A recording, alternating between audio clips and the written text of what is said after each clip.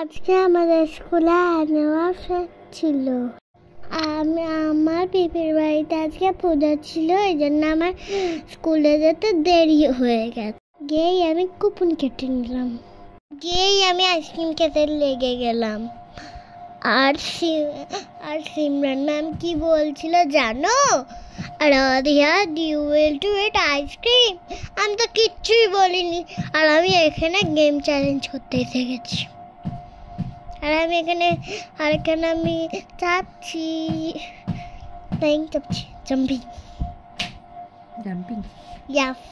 মজা পেয়েছিলে সেদিনকে স্কুলে যেতে?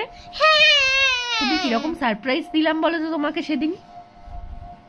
কেমন লাগলো সারপ্রাইজটা? ভালো লেগেছে?